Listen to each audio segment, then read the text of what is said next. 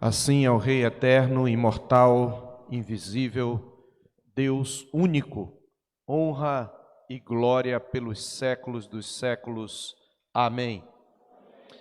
Vamos abrir a palavra de Deus, meus queridos, em Êxodo capítulo 1. Nós estamos dando início a uma nova série de exposições. Continuaremos, mercê de Deus, expondo Lucas à noite, Novo Testamento, e agora iniciamos o Velho Testamento pela manhã e vamos caminhar, não sei por quanto tempo, são 40 capítulos, mas nem sempre a gente expõe um capítulo inteiro por vez. Vamos caminhar de acordo com o que o Senhor Deus nos direcionar, e eu peço que você de fato tome nota, e se você quiser entender a continuidade dessa história, tem toda uma série de exposições lá no YouTube, no livro de Gênesis.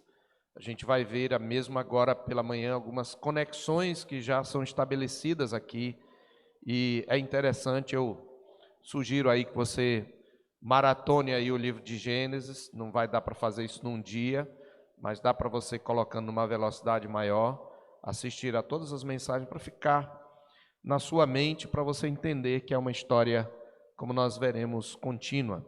Leiamos então Êxodo capítulo 1, nós vamos ler o capítulo 1, pelo menos até ao verso 22, mas nós vamos expor o que está até o verso 10 do capítulo 2.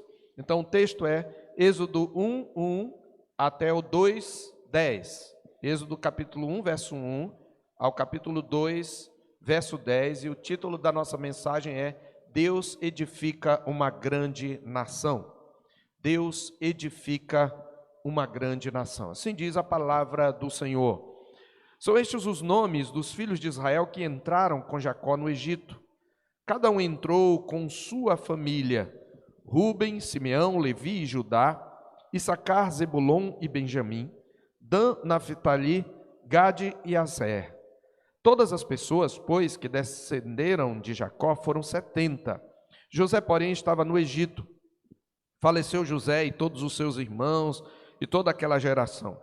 Mas os filhos de Israel foram fecundos e aumentaram muito, e se multiplicaram e grandemente se fortaleceram, de maneira que a terra se encheu deles. Entre mentes, se levantou um novo rei sobre o Egito, que não conhecera a José. Ele disse ao seu povo: eis que o povo dos filhos de Israel é mais numeroso e mais forte do que nós. Eia, usemos de astúcia para com ele, para que não se multiplique, e seja o caso que, vindo guerra, ele se ajunte com os nossos inimigos, peleje contra nós e saia da terra. E os egípcios puseram sobre eles feitores de obras para os afligirem com suas cargas, e os israelitas edificaram a Faraó as cidades celeiros Pitom e Ramsés. Mas quanto mais os afligiam, tanto mais se multiplicavam e tanto mais se espalhavam, de maneira que se inquietavam por causa dos filhos de Israel. Então os egípcios, com tirania, faziam serviço a Israel e lhes fizeram amargar a vida com dura servidão, em barro e em tijolos, e com todo o trabalho no campo, com todo o serviço em que na tirania os serviam. O rei do Egito ordenou as parteiras hebreias, das quais uma se chamava Sifrá e outra Puá, dizendo: quando servirdes de parteira às hebreias, examinai. Se for filho, matai-o, mas se for filha, que viva. As parteiras, porém, temeram a Deus e não fizeram como lhes ordenara o rei do Egito. Antes, deixaram viver os meninos. Então o rei do Egito chamou as parteiras e lhes disse: por que fizestes isso e deixastes viver os meninos? Responderam as parteiras a Faraó: é que as mulheres hebreias não são como as egípcias, são vigorosas, e antes que lhes chegue a parteira, já deram à luz seus filhos. E Deus fez bem às parteiras, e o povo aumentou e se tornou muito forte. E porque as parteiras temeram a Deus, ele lhes constituiu família. Então ordenou Faraó a todo o seu povo, dizendo: a todos os filhos que nascerem aos hebreus lançareis no Nilo, mas a todas as filhas deixareis viver. Amém. Nosso irmão presbítero Isaías já orou pela mensagem. Meus irmãos, o livro de Êxodo, ele conta a história de como o Senhor, cumprindo as suas promessas a Abraão, resgata um povo e faz com ele uma aliança, para fazer desse povo um reino de sacerdotes, dar-lhe uma terra e ser o seu Deus, habitando no meio desse povo para sempre. Deus faz isto cumprindo suas promessas pactuais que ele fez no passado e com o objetivo de glorificar seu nome entre as nações. Lá no capítulo 6 desse texto, eu peço que você abra lá, o Senhor Deus claramente fala o que ele vai fazer, no capítulo 6, versos 6 a 8, mostrando que esse é o objetivo, tirá-los das cargas do Egito. Diz assim a palavra de Deus: portanto, dize aos filhos de Israel, eu sou o Senhor, e vos tirarei de debaixo das cargas do Egito, e vos livrarei da sua servidão, e vos resgatarei com braço estendido, e com grandes manifestações de julgamento. Tomar-vos-ei por meu povo, e serei vosso Deus. E sabereis que eu sou o Senhor, vosso Deus, que vos tiro de debaixo das cargas do Egito. E vos levarei à terra a qual jurei dar a Abraão, a Isaque e a Jacó, e vou-la darei como possessão. Eu sou o Senhor. Claramente ele se refere à sua promessa a Abraão, a Isaque e a Jacó. Bem, a autoria do Êxodo é atribuída a Moisés pelos demais autores bíblicos, inclusive por Jesus, que aceita a designação judaica tradicional do Pentateuco pelo nome do autor. Por exemplo, na questão relacionada a divórcio, nós não vamos ler lá, apenas mencionando, em Mateus 19, de 3 a 8, o Senhor fala, mencionando a lei, ele menciona como falando de Moisés. Ele fala, Moisés permitiu por causa da dureza do coração de vocês. Em Lucas 24, versos 27 e 44, ele mostra para os apóstolos, para os seus discípulos, como estava escrito na lei de Moisés, nos profetas e nos salmos, acerca dele. Então, a autoria mosaica ela é questionada por vários estudiosos que não consideram normalmente a Escritura como palavra de Deus infalível. No entanto, se nós considerarmos as Escrituras como autoritativas e também como uma unidade, há evidências internas mais que suficientes no próprio Pentateuco e fora dele, de que Moisés escreveu o livro. Alguns trechos importantes são atribuídos a Moisés, como nós veremos aqui mesmo no livro de Êxodo, como temos também em Números e em Deuteronômio. Não é nosso objetivo agora mostrar claramente exatamente esses textos, mas eles estão aqui. Depois, se você quiser, pode conversar comigo, eu posso mostrar para vocês essas passagens, assim como inúmeras passagens do Antigo Testamento, onde encontramos um robusto testemunho da autoria mosaica, em Josué, 1 Reis, 2 Reis, Esdras, Neemias, Daniel. Do mesmo modo, no Novo Testamento, em Mateus, em Marcos, em Lucas, em João, em Atos, em Hebreus e vários outros, todos esses autores atribuem os livros da lei a Moisés. Além disso, a linguagem das narrativas ela aponta que o narrador residiu no Egito pelos detalhes que ele traça e não na Palestina, que ele foi uma testemunha ocular do Êxodo e dos eventos narrados ali. Mostra também que o narrador tinha um bom conhecimento da geografia do Egito e do Sinai, mais inclusive do que da Palestina, onde Moisés não chegou a entrar. E o conteúdo e a riqueza literária do Pentateuco também mostram que o autor foi educado em uma cultura avançada. Enfim, todas essas características, para citar assim apenas de passagem, elas se encaixam com Moisés como o autor. É óbvio, no entanto, que a autoria mosaica não significa que cada porção, sem exceção, seja da lavra de Moisés. É que o conteúdo majoritário é de Moisés. Por que nós estamos dizendo isso? Porque, como toda obra literária, essa obra tem notas editoriais. Você tem livros, você tem no autor, você tem na nota de rodapé, às vezes, uma nota do tradutor, uma nota do editor. Aquilo não é do autor em si, mas isso não tira a autoria do livro. Então, naquela época, você não tinha tudo tipografado, nota de rodapé. Então, no próprio texto você vai ver, por exemplo, Deuteronômio 34, de 5 a 12, narra a morte de Moisés, que o Senhor o sepultou, que nunca mais, até o dia de hoje, se levantou profeta como Moisés. Então, é um editor ali falando, e Josué deve ter escrito, mas um editor posterior está falando até os dias de hoje, muito tempo depois. Então, mesmo assim, cremos que Deus guiou e isso não tira a autoria mosaica. Bem, nós podemos ainda, fechando essa introdução, dividir esse livro, queridos, em 3 grandes blocos. Alguns o dividem em 2. São três blocos aqui. Primeiro bloco vai do capítulo 1 ao 18, e nós podemos resumir na seguinte frase: Deus resgata o seu povo. Deus resgata o seu povo. Deus liberta o seu povo. Né? Resgatar é um sinônimo de libertar. Então, Deus liberta, Deus resgata o seu povo. Esse trecho, ele tem um clímax duplo. Ele tem o que a gente chama de um anticlímax e um clímax. O anticlímax é o capítulo 12, a instituição da Páscoa, e a última praga, que é a morte dos primogênitos. E o clímax, propriamente dito, é o capítulo 15, no capítulo 15, o cântico de Moisés, onde ele celebra a vitória do Senhor sobre o Egito e sobre os seus deuses. Depois você tem uma segunda parte, nós podemos também resumir essa segunda parte em uma palavra, a palavra redenção, ou se você preferir, libertação. Eu gosto de redenção porque envolve algo ainda mais profundo, mais abrangente, que envolve a libertação por meio de um preço pago. Então esse é o primeiro bloco, né? Deus resgata o seu povo. O segundo bloco vai dos versos capítulo 19 a 24. E nós podemos resumir na frase: Deus faz aliança com o seu povo. Então Deus resgata o seu povo, Deus faz aliança com o seu povo. O clímax desse bloco é a entrega da lei no Sinai, nos capítulos 19 e 20.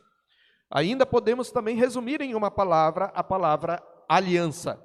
Aliança, né? Aliança é o pacto que Deus fez. E o terceiro e último bloco, podemos resumir na frase: Deus vem habitar com o seu povo. Deus vem habitar com o seu povo. Do capítulo 25 ao capítulo 40. O clímax desse bloco e de todo o livro é a glória de Deus habitando no tabernáculo. Podemos resumi-lo na palavra habitação. Então veja, Deus resgata o seu povo, Deus faz aliança com o seu povo e Deus vem habitar, o Senhor vem habitar com o seu povo. Redenção, aliança e habitação, que é a palavra Shekinah, né? Shekinah significa isso, habitação, ok? Quando nós lemos esse livro, nós vemos claramente desde o capítulo 1 que Êxodo é uma continuação da história da redenção e da formação do povo herdeiro das promessas. Você vê aqui que Moisés começa narrando que 70 pessoas adentraram o Egito. Existe uma diferença lá em Atos, fala-se 75, a Septuaginta coloca 75. Existe uma conta aqui que depois a gente com o tempo vai explicar, mas a questão é que redondamente 70 pessoas adentraram o Egito. Observe o verso 1, a declaração introdutória: são estes os nomes dos filhos de Israel que entraram com Jacó no Egito, juntamente com a declaração do verso 7, mas os filhos de Israel foram fecundos e aumentaram muito e se multiplicaram. Essas duas frases, elas fazem exatamente, elas estabelecem uma continuidade com o livro de Gênesis.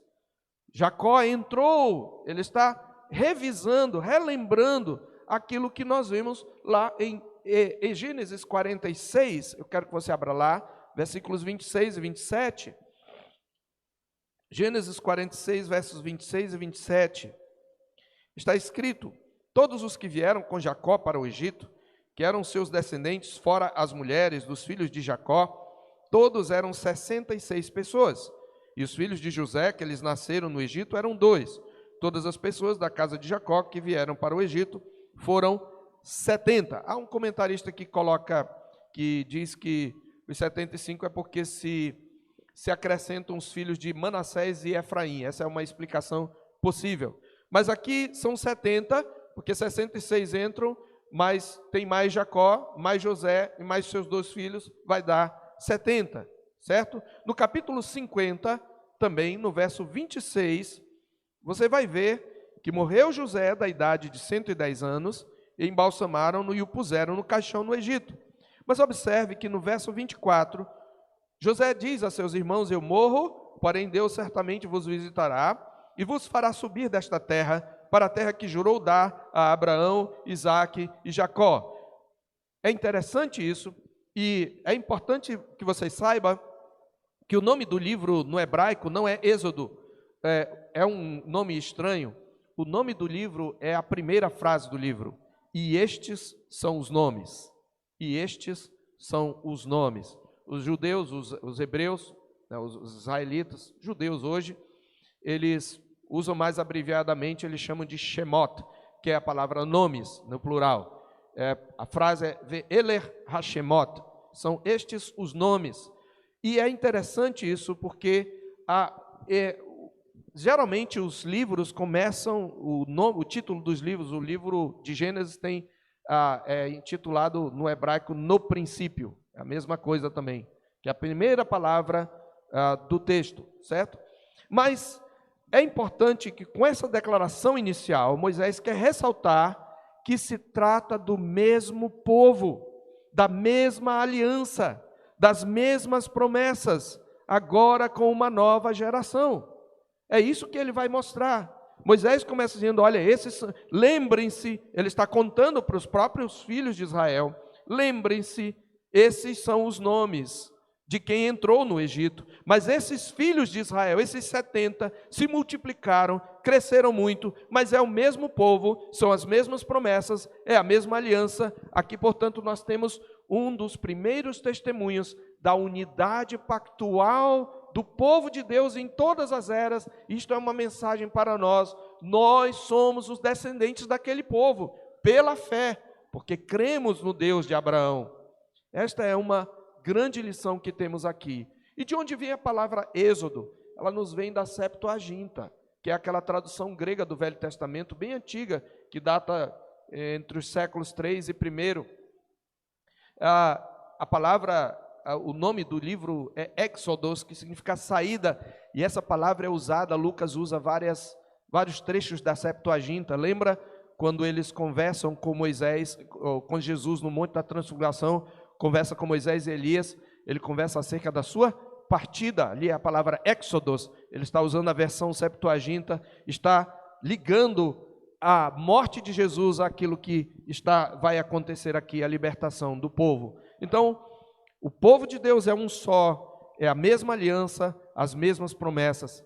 E a libertação narrada no primeiro bloco, ela é precedida por uma longa preparação, e esse capítulo que nós lemos, ele trata dessa preparação, que ocupa os capítulos 1 a 6, e a primeira ação de Deus é edificar uma grande nação da semente de Deus. Este é o tema, o assunto-chave, é a ideia central desse trecho que nós lemos. Por isso o título: Deus edifica uma grande nação da semente de Abraão. Gênesis, observe, queridos, há uma série de ironias e de artifícios literários desse artista inspirado que era Moisés, para nos mostrar o poder de Deus em cumprir a sua promessa. Observe que Gênesis termina onde? Termina num caixão. Gênesis começa no jardim, mas termina num caixão. Está dizendo que morreu José, embalsamaram-no e o puseram num caixão. É um testemunho da sentença de morte que paira sobre todos os homens como herança de Adão. Gênesis termina com o cumprimento da sentença de morte que Deus, em Gênesis 2,17, trouxe para Adão, e como uma ameaça: se você comer, você vai morrer. E depois, em Gênesis 3,19, como uma sentença, ele diz: do suor do teu rosto comerás o teu pão, e em fadigas obterás da terra o teu pão, os frutos dela, até que tornes a terra da qual foste formado, porque tu és pó e ao pó tornarás. Então Gênesis termina testemunhando a sentença de morte, mas observe que aquele que morre é o justo, é aquele que crê, e a morte do justo ocorre num contexto de esperança pela fé na promessa. José diz em Gênesis 50, 24, 25, eu morro, mas o Senhor vos visitará, mas esta aliança continuará, mas o povo continuará. Então Gênesis termina com uma descrição da morte, e Êxodo inicia-se com a continuação, a multiplicação e a disseminação da vida na comunidade do pacto. A comunidade do pacto não morreu, as promessas de Deus não morreram, a sua aliança não foi destruída pela morte. Essa é a grande lição inicial desse texto. Mas prossigamos então e pensemos nesse tema, Deus edifica uma nação. Eu queria dividi-lo aqui em 3 grandes partes, na verdade, conforme a sequência do texto. Primeiro nós vamos ver que Deus multiplica o seu povo. Como é que ele edifica uma nação? Dentro dessa grande ideia. Primeiro, Deus multiplica o seu povo cumprindo sua aliança. Segundo, Deus multiplica seu povo em meio à opressão.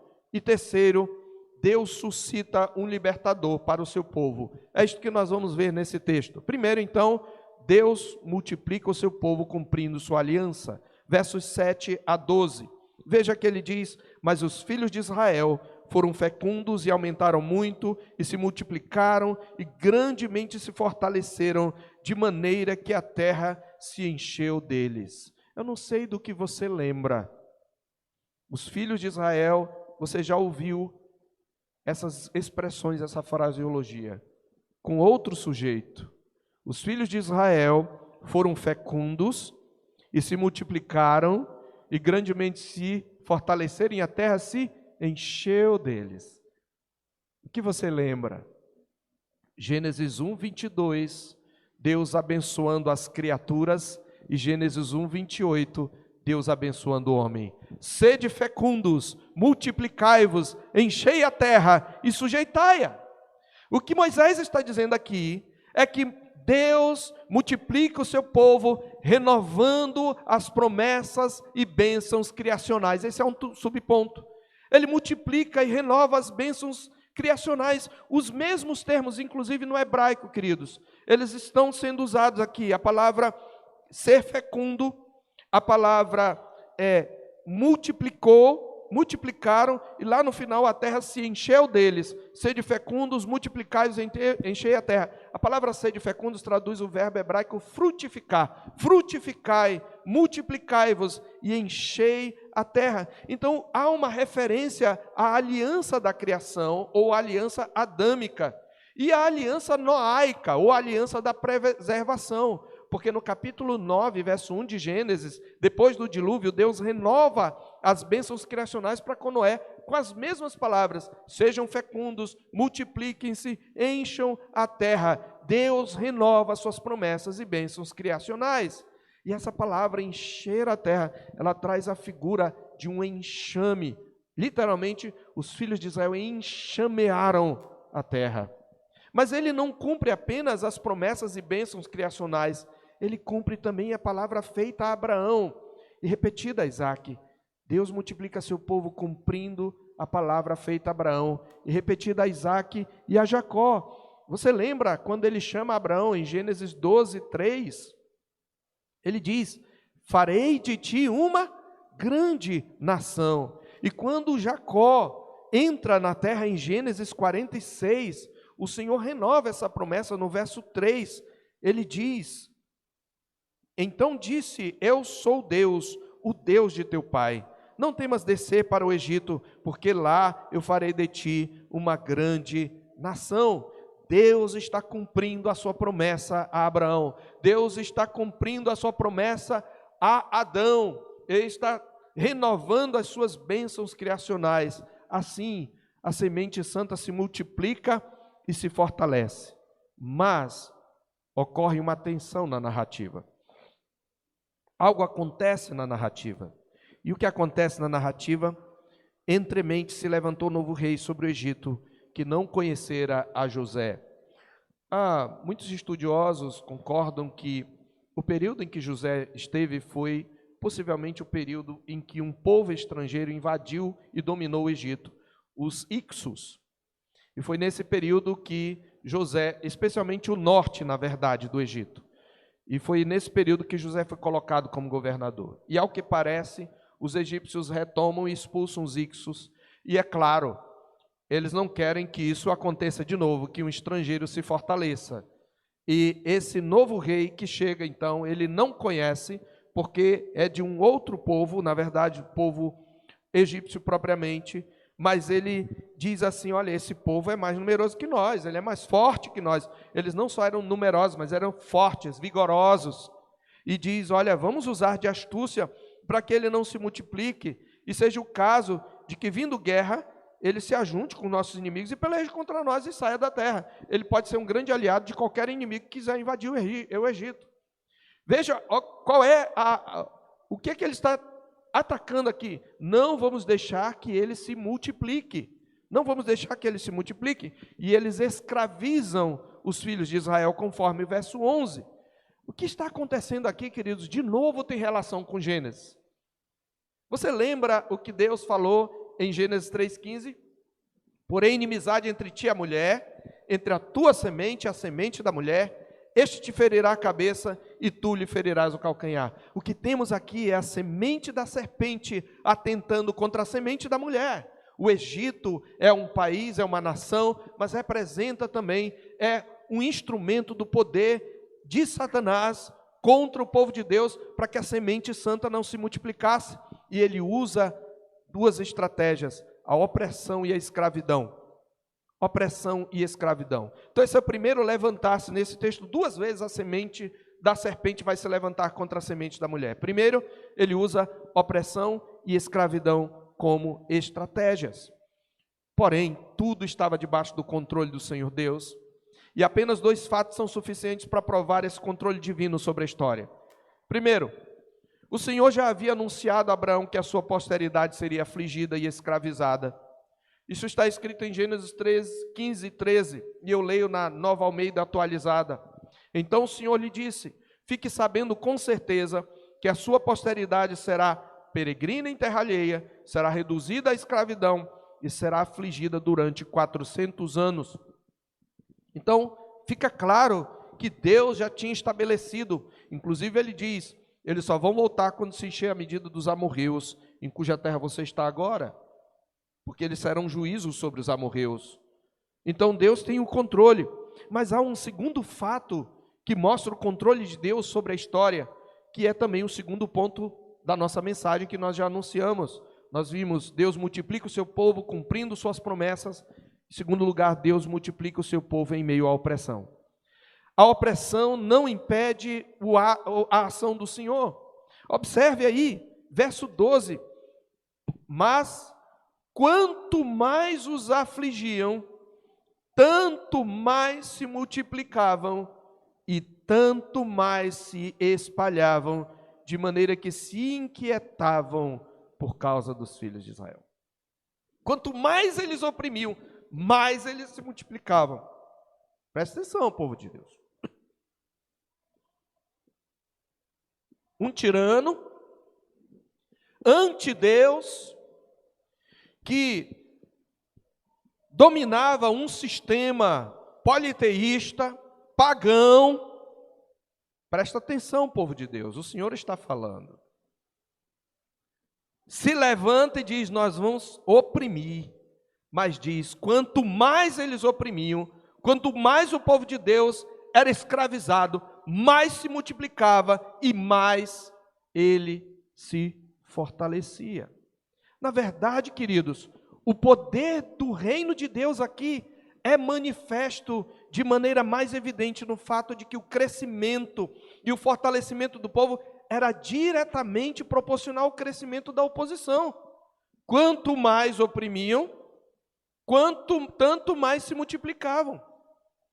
Tanto mais se multiplicavam no original e tanto mais frutificavam. Eles eram ainda mais férteis. Veja, pela providência de Deus, pelo seu poder criador, a semente santa experimentou um crescimento triunfante. Em que circunstância, povo de Deus? Não com José, não com um governador ou um rei que se identificava com os valores de Israel, não, com alguém que estava contra eles e que os oprimiu. Deus não pode ser retido pela tirania. A semente da serpente, então, atenta novamente. Então, Deus multiplica seu povo em meio à opressão. E aí a semente da serpente atenta novamente contra a semente redentora, agora usando outra estratégia: infanticídio. Se quiser, genocídio, mas mais especificamente infanticídio. Veja os versos 15 a 22. O rei do Egito ordenou às parteiras hebreias, das quais uma se chamava Sifrá e outra Puá, dizendo: quando servirdes de parteiras hebreias, examinai. No texto original, existe uma frase que não está aqui. Observem nas duas pedras.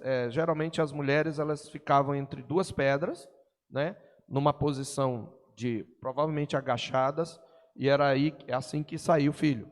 Então, quando sair, se for um menino, matem. Se for menina, viva, que viva. Por quê? Meninas podem ser escravas, pode servir de mulheres, pode servir de escravas, e os homens eram a força de guerra, era a força de batalha, né? Então, as meninas podiam viver, mas os homens deveriam morrer.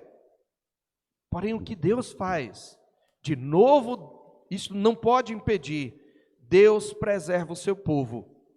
Primeiro, infundindo temor nas agentes da execução, as parteiras. Veja o verso 17. As parteiras, porém, temeram a Deus e não fizeram como lhes ordenara o rei do Egito. Antes deixaram viver os meninos. Elas tiveram um temor de Deus.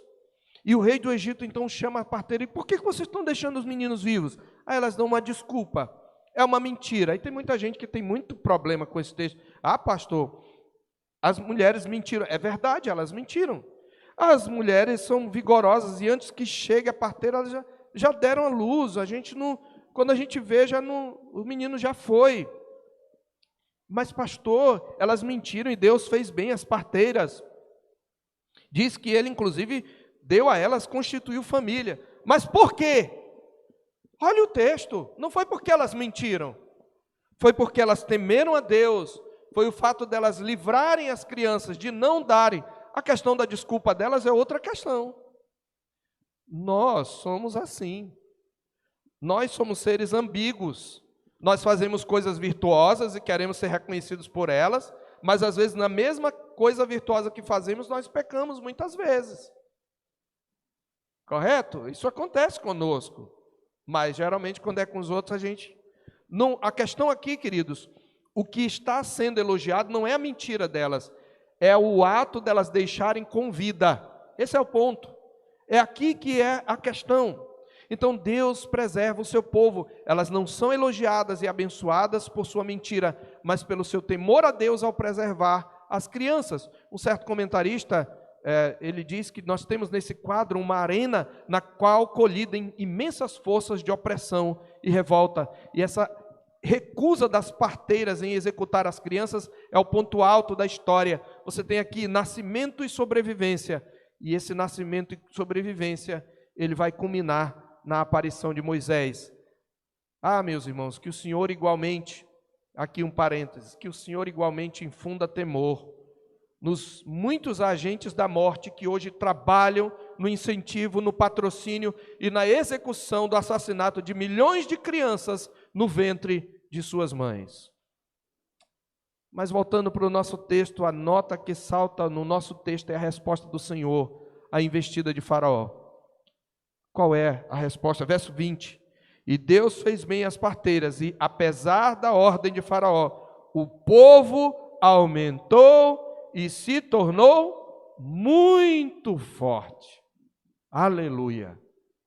Deus continua. Mas a semente da mulher, da semente da serpente, não desiste. Ela muda a estratégia de eliminação, mantém a estratégia de morte, mas agora para a morte por afogamento. Ele fala: todos os egípcios Ele ordena a todo o povo, e a ordem dele deveria ser cumprida. A todos os filhos que nasceram aos hebreus lançareis no Nilo, mas a todas as filhas deixareis viver. E aí vem então o nosso terceiro momento, o terceiro ponto, o princípio. Deus suscita um libertador para o seu povo. Deus suscita um libertador. Então Deus multiplica o seu povo cumprindo a aliança, Deus multiplica o seu povo mesmo em meio à opressão, e Deus suscita um libertador para o seu povo. E nesse trecho, nós temos 3 momentos aqui. Você tem o nascimento do libertador, você tem depois o livramento do libertador, ele sobrevive à sentença de morte, e você tem a educação do libertador. Diz a palavra de Deus no capítulo 2, que foi-se um homem da casa de Levi, casou-se com uma descendente de Levi, ele deixa claro que é da classe que mais tarde será a classe sacerdotal. E a mulher concebeu e deu à luz um filho. Na verdade, ela já tinha 2. Fica claro isso depois. Mas é nesse momento de opressão, vendo que era formoso, escondeu por 3 meses. Essa palavra formoso traz a ideia de forte, que ele ia vingar. Ele viu que ele ia vingar. Mas Estevão, narrando essa mesma história, no capítulo 7 de Atos, verso 20, ele diz que Moisés era formoso aos olhos de Deus. Muitas crianças morreram, mas Deus tinha escolhido um para ser o libertador, e esse ia sobreviver.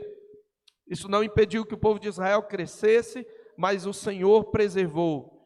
E aí você tem então o livramento do libertador, versos 3 e 6, não podendo, porém, escondê-lo por mais tempo. O menino, 3 meses, já começa a chorar, começa a se movimentar demais, e aí tomou um cesto de junco, calafetou com betume, pistache, e piche, desculpe aí o ato falho, com betume e piche, e pondo nele o menino, largou no carriçal à beira do rio.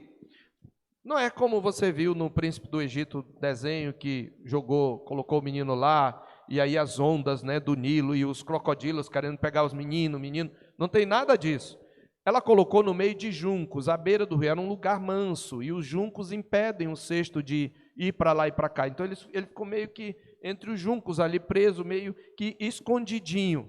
Mas eu quero que você chamar a sua atenção para alguns detalhes que Moisés usa. Veja, ele diz que esse cesto era de junco e que foi calafetado com betume. Essa palavra traduzida por cesto é a mesma palavra hebraica traduzida por arca, sobre a arca de Noé, é uma caixa. E ele ainda acrescenta um outro detalhe que nos liga à arca, ele é calafetado com betume, a mesma coisa que fala de Noé. Noé calafetou a arca com betume. Sabe o que isto significa?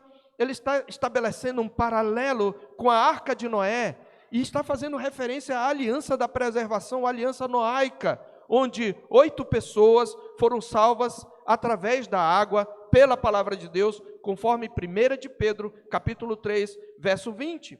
Observe, portanto, meus irmãos, nessa narrativa, que as 3 alianças anteriores de Deus estão aqui referenciadas. A aliança da criação, crescei, multiplicai-vos, enchei a terra. A aliança da preservação, além do crescer, que é repetido, a calafetação, uma arca calafetada. É isso que ele está dizendo. Moisés escapou flutuando na água numa arca calafetada com betume.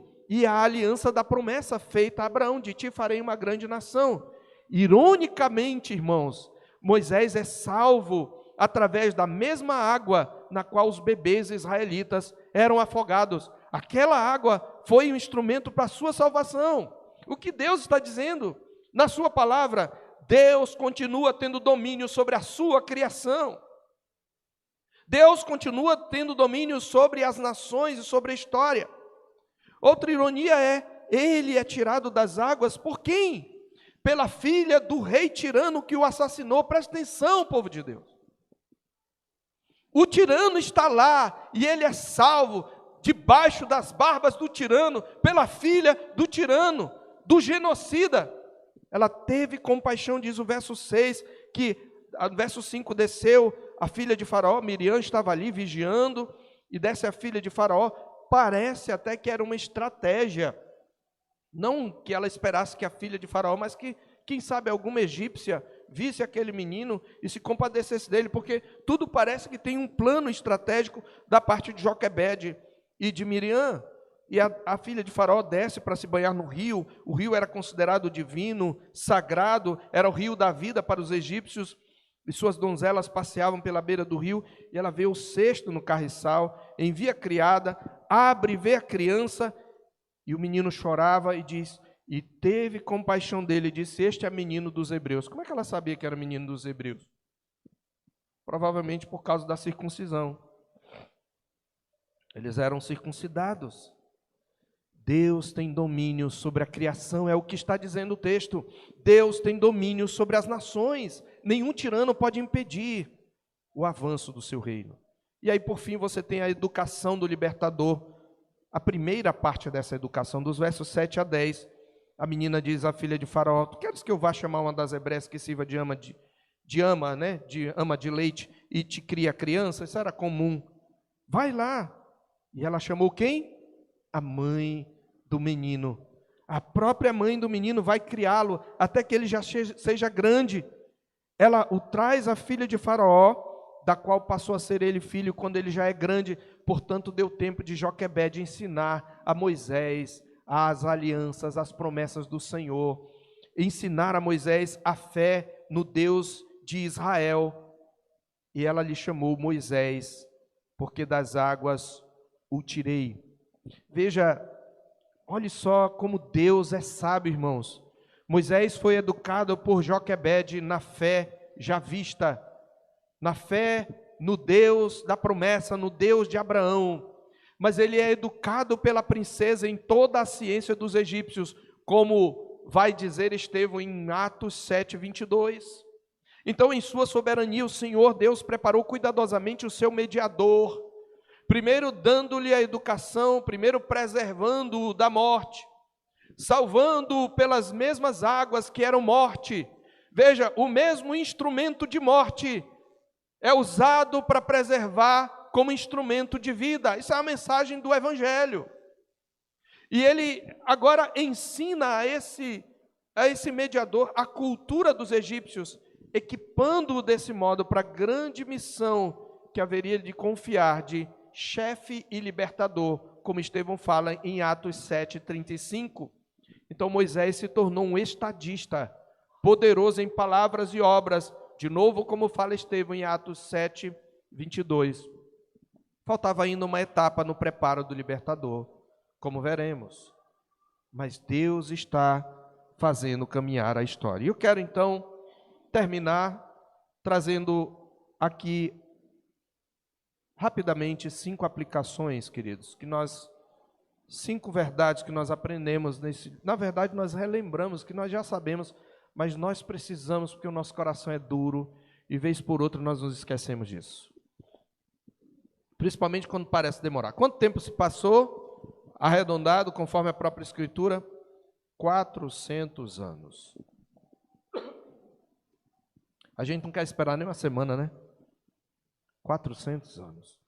Mas o ponto é, primeira verdade, Deus é fiel e cumpre todas as suas promessas. Deus é fiel. Crente, Deus é fiel. E Deus cumpre todas as suas promessas. Por isso, suas bênçãos pactuais jamais deixarão de ser ministradas ao seu povo. Passa geração a geração. Por isso, Moisés, no Salmo 90, ora, Senhor, ele vendo uma geração morrer no Egito e outra se levantar, ele diz, Senhor, tu tens sido o nosso refúgio de geração a geração. Meu irmão, minha irmã, Deus é fiel e cumpre suas promessas. A bênção dele está sobre você e sobre os seus filhos. E você deve confiar na promessa de Deus, educar os seus filhos como fez Joquebede, na aliança, e confiar que Deus há de conduzir a vida deles. Deus é fiel e cumpre as suas promessas. Creia nisso.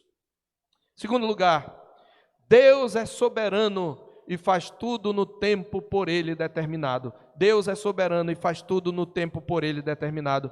Veja, O Senhor já havia revelado seu plano a Abraão quando disse: a tua posteridade com certeza será peregrina em terra alheia, será reduzida à escravidão por 400 anos, na quarta geração voltarão para aqui. Mas agora chegou a plenitude do tempo para cumprir a promessa de fazer de Abraão uma grande nação. Note, porém, que tudo ocorre no tempo de Deus, igreja, não no nosso. No tempo de Deus. Ele faz tudo no tempo por Ele determinado. Eu devo me adequar à agenda de Deus, aprender a esperar em Deus, a confiar em Deus. Ele faz tudo no tempo dele e não no nosso. Terceiro, não devemos estranhar quando somos perseguidos. Como povo de Deus, isso aqui é para o povo de Deus, não é para você, indivíduo. Se você não é povo de Deus, essa promessa não vale para você. Você precisa primeiro se converter a Cristo. Mas para o povo de Deus não deve estranhar quando nós somos perseguidos, irmãos. Não devemos estranhar, como diz Pedro em 1 de Pedro 4,12, o fogo ardente que surge no meio de nós para nos provar, para provar a nossa fé, como se alguma coisa extraordinária nos estivesse acontecendo. Não devemos nos desesperar. Recentemente, o povo de Deus se desesperou com algumas mudanças na nossa política. E algumas pessoas ficaram: meu Deus, o que eu vou fazer agora? Nós não devemos estranhar a oposição do inimigo de nossas almas. Faz parte da guerra anunciada desde o princípio, entre a semente da serpente e a semente da mulher. Mas essa guerra já foi vencida. O este é prometido também em Gênesis 3,15. Ele já veio, ele já esmagou a cabeça da serpente, ele já venceu o inimigo e seus aliados, triunfando sobre eles na cruz. E sabendo que pouco tempo lhe resta, o diabo desceu até nós, cheio de grande cólera, como diz a palavra de Deus em Apocalipse 12:12. Mas para ele, assim para com os seus ministros, o juízo lavrado a longo tempo não tarda, a sua destruição não dorme, como a palavra de Deus diz em 2 de Pedro 2:3.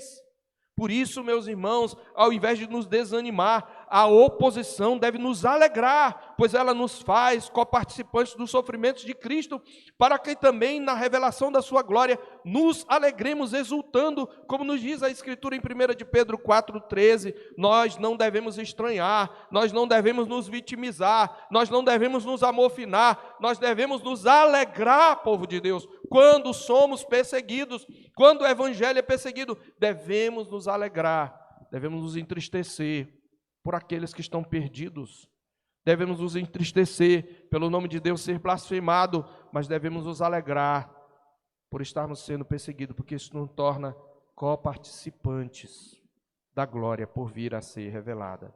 Quarto lugar, Deus é onipotente e nada nem ninguém pode impedir seus planos. Deus é onipotente e nada nem ninguém pode impedir seus planos. Deus é o Senhor da criação, como vimos, e Deus é o Rei das nações. Ainda, como diz o Salmo 2, versos 2-4, que os reis da terra a uma conspirem contra o Senhor e contra o seu Cristo, dizendo: vamos romper os laços e sacudir de nós as algemas. Aquele que habita nos céus dá risada, o Senhor zomba deles. Ainda que os ímpios invistam contra o reino de Deus, eles não prevalecerão. E mesmo em meio à opressão, povo de Deus, mesmo em meio ao genocídio, Deus é capaz de fazer avançar o seu reino salvador na terra. Nada é capaz de deter a obra de edificação do reino de sacerdotes, escolhido desde antes da fundação do mundo, para proclamar as virtudes daquele que nos chamou das trevas para a sua maravilhosa luz. Por isso, como povo de Deus, irmãos, não devemos temer a opressão, a perseguição, nem mesmo a morte. Nada nos separará do amor de Deus que está em Cristo Jesus, nosso Senhor. Nada, nenhum governo tirano, nem oposição. Também não devemos pôr nossa confiança em homens, muito menos em exércitos, como se o avanço do reino de Deus dependesse deles. Não, queridos, o avanço do reino de Deus não depende de termos um presidente alinhado com nossos valores, não depende das casas legislativas, não depende de um judiciário justo, muito menos das forças armadas. O reino de Deus está avançando, não importa quem são os governos, não importa a revolução geopolítica, o reino de Deus está agora mesmo avançando entre as fileiras de onde o povo de Deus é perseguido e pessoas estão se convertendo, porque Deus é onipotente e nada nem ninguém pode impedir seus planos. Aprenda isso, povo de Deus. O poder do reino vem do Senhor dos exércitos, não vem das forças armadas, não vem do presidente, não vem do legislativo, nem do judiciário, não importa quantos tiranos, 1000 tiranos podem se colocar no trono do poder, mas eles não vão impedir o avanço do reino de Deus, mesmo oprimido, o povo de Deus vai avançar. Por último, nós só podemos servir e adorar a Deus e celebrar a sua vitória e participar dela, porque Ele nos deu um mediador que nos resgatou. Só podemos adorar a Deus, porque Ele nos deu um mediador que nos resgatou. É só por isso que eu e você somos diferentes da semente da serpente. É só por isso que eu e você, mesmo sendo pecadores como os outros, podemos ser feitos um reino de sacerdotes. E eu quero terminar com isso. Moisés era um tipo de Cristo. Como nos ensina a Escritura em Hebreus, capítulo 3, versos 3 a 6. No entanto, assim como aquele que edifica uma casa, eu estou lendo na Nova Almeida atualizada, assim como aquele que edifica uma casa tem maior honra do que a casa em si, também Jesus tem sido considerado digno de maior honra do que Moisés, pois toda casa é edificada por alguém, mas aquele que edificou todas as coisas é Deus, e Moisés foi fiel em toda a casa de Deus como servo, para testemunho das coisas que haviam de ser anunciadas. Cristo, porém, como filho, é fiel em sua casa, e esta casa somos nós, se guardarmos firme a ousadia e a exultação da esperança. Amém. Senhor nosso Deus, bendito seja o teu nome. Tu és poderoso e soberano e nada pode impedir o teu agir no mundo. E pela tua graça, Senhor, e pela mediação de Jesus Cristo, nós fomos tornados teu povo, teu reino de sacerdotes. Ajuda-nos a entender que não precisamos tomar a temperatura política do mundo, porque ainda somos o teu povo e o teu evangelho vai avançar, não importa a oposição. Dá-nos essa confiança nesta manhã e alegra o nosso coração e tira de nós toda a confiança no poder dos homens. Ajuda-nos a lembrar que não é pelas circunstâncias, que não é por força nem por violência, mas pelo teu Espírito, como diz o Senhor dos Exércitos. Em nome de Jesus, aplica a tua palavra ao nosso coração. Que a graça do nosso Senhor e Salvador Jesus Cristo, o amor sacrificial de Deus, o nosso Pai, e a comunhão e as consolações do Espírito sejam conosco e com todo o povo de Deus, agora e para sempre. Amém.